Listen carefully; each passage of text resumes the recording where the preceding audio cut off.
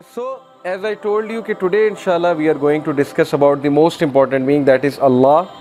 मैं आपके सामने कुछ आयात रखता हूँ और फिर हदीस रखता हूँ अल्लाह ताला के हवाले से। सो पहली आया है सूरह अर्राद की, वर्स नंबर 15। अल्लाह अपना तारुफ करवाते हैं। अल्लाह कहते हैं कि वलिल्लाहि यस्जुदु मन फिस समावाति वल अर्ज़ि तौअन व करहन व ज़िलालुहुम बिल गुदुव्वि वल असाल। Translation: and unto Allah alone falls in prostration whoever is in the heavens and the earth, willingly or unwillingly। हर चीज़ अल्लाह को सजदा कर रही है, willingly या unwillingly। अब इससे क्या मुराद है कि हर कोई अल्लाह के हुक्म का ताबे है। सजदा करने से ये भी मुराद है, क्योंकि हर चीज़ में पत्थर भी हैं, पहाड़ भी हैं, हर चीज़ में जानवर भी हैं, हर चीज़ में नॉन मुस्लिम्स भी हैं। तो हर इंसान, चाहे वो मुस्लिम है, नॉन मुस्लिम है, पत्थर है, पहाड़ है, जो भी है, वो ताबे अल्लाह के हैं। तो that is Allah, that is the power of Allah. कि अल्लाह कहते हैं कि मेरी पावर के बगैर एक एटम भी नहीं हिल सकता, इलेक्ट्रॉन भी रिवॉल्व नहीं कर सकता एटम के इर्द गिर्द। फिर अल्लाह ताला अपने बारे में कहते हैं सब्बह लिल्लाहि मा फिस समावाति वल अर्ज़ व हुवल अज़ीज़ुल हकीम। कायनात में जितनी भी चीज़ें हैं, हर शय अल्लाह की तस्बीह बयान कर रही है। और अल्लाह अल अज़ीज़ है, अल्लाह अल हकीम है। अल अज़ीज़ का मतलब है एक्सट्रीमली पावरफुल, एक ऐसी हस्ती जिसकी पावर सबसे ज़्यादा है और अल्लाह ताला को कोई शिकस्त नहीं दे सकता। सो अल अज़ीज़ एंड अल हकीम के भरपूर हिकमत वाला, इनफाइनाइट विजडम वाला। क्योंकि अल्लाह ताला जिस तरह से लाइफ को देखते हैं और यूनिवर्स को देखते हैं, हम देख ही नहीं सकते। अल्लाह के सामने क्या क्या डायमेंशन खुली हुई है, क्या क्या पर्सपेक्टिव है, आप नहीं समझ सकते। तो हर इंसान की ज़िंदगी डिज़ाइंड है अल्लाह की तरफ से। अल्लाह कहते हैं कि मैंने हर एक का रिज़्क मुतय्यन कर दिया है, किसी को ज़्यादा दिया है, किसी को कम दिया है। ये अल्लाह ताला की डिस्ट्रीब्यूशन है अल्लाह की हिकमत के मुताबिक।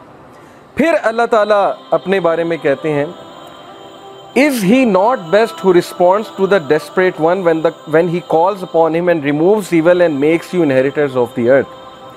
क्या अल्लाह बेहतरीन नहीं है जो किसकी आह सुनता है? उस शख्स की, उस इंसान की जो गम में है, जो इतना ज़िंदगी से अक चुका है, जिस पर इतनी मुसीबतें आ चुकी हैं, इतने टेस्ट और ट्रायल्स आ चुके हैं कि अकेले में रोने में उसके मुंह से आह निकल जाता है। जैसे एक भाई मुझे मिले, कहते हैं कि बस अब तो बस हो गई, और अब अक्सर मेरे मुंह से निकलता है कि अल्लाह बस अब मेरी बस हो गई। तो ये कौन सुन रहा है उनकी आह? अल्लाह ताला कहते हैं मैं सुन रहा हूँ। क्या अल्लाह से बेहतरीन कोई है जो अपने बंदों की तन्हाई में आह को सुनता है? फिर अल्लाह ताला कहते हैं कि is there a deity with Allah. क्या अल्लाह के अलावा कोई इबादत के लायक है? क्या कोई और हस्ती सुन सकती है वो आवाज़? यूनुस अलैहिस्सलाम की आवाज़ समंदर की गहराइयों से अल्लाह ने सुनी, अंधेरों की गहराइयों से अल्लाह ने सुनी। तो that is Allah. Little do you remember, लेकिन तुम लोग तज़किरा नहीं करते, तुम लोग भूल जाते हो, अल्लाह ताला को भूल जाते हो। और शैतान तुम्हें अल्लाह ताला के बारे में बदगुमान करता है। वो कहता है कि अल्लाह हेट्स यू। ये शैतान का एक बहुत बड़ा जो है वो ज़ाहिर है एक हथियार है कि इंसान को ये फ़ील कराना कि अल्लाह तुझे नापसंद करता है, या तेरे तो बहुत गुनाह हैं, या तू तो इस लायक ही नहीं कि अल्लाह से बात कर सके। तो अल्लाह से दूरी, अल्लाह ताला से इनसिक्योरिटी और अल्लाह ताला के बारे में बदगुमान होना। जैसे इशफाक अहमद रहीमहुल्लाह कहा करते थे ना कि ज़िंदगी में हर हमाकत कर लेना, लेकिन कभी ये हमाकत ना करना कि अल्लाह ताला मुझसे प्यार नहीं करते। ये ज़िंदगी की सबसे बड़ी हमाकत है। तो अल्लाह कहते हैं कि लिटिल डू यू रिमेंबर, तुम लोग याद दहानी नहीं करते, तुम लोग याद नहीं करते कि मैं हूँ कौन। या अय्युहल इंसान मा गर्रक बिरब्बिकल करीम, सूरह इन्फितार वर्स नंबर 6। ए इंसान, तुझे किस चीज़ ने अपने रब से गाफिल कर दिया जो कि करीम है। करीम से मुराद है जनरस है। और फिर अगली आयत में अल्लाह कहते हैं उसने तुझे बनाया, फैशन किया, प्रोपोर्शन किया, तुझे शेप दी, जिस तरह उसने विल किया तुझे शक्ल दी।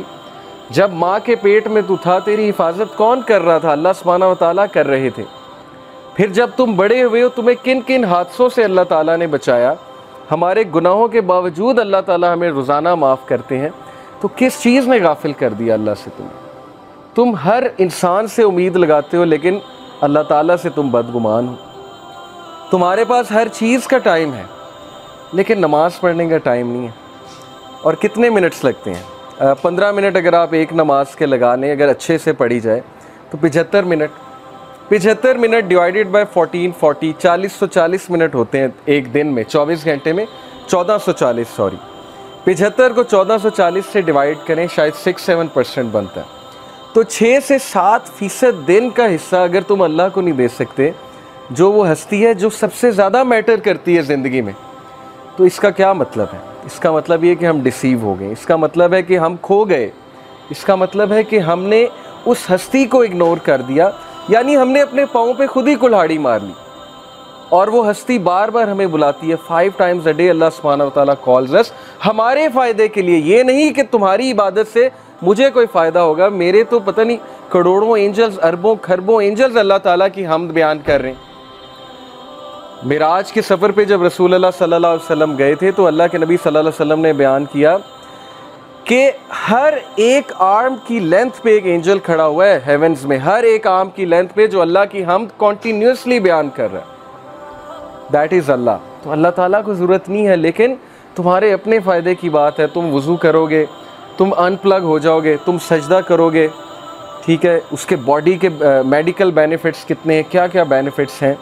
सो या अय्युहल इंसान मा गर्रका बि रब्बिकल करीम, किस चीज़ ने तुझे उस हस्ती से गाफिल कर दिया जो कि मोस्ट जेनरस है। O mankind, what has deceived you concerning your Lord the most generous.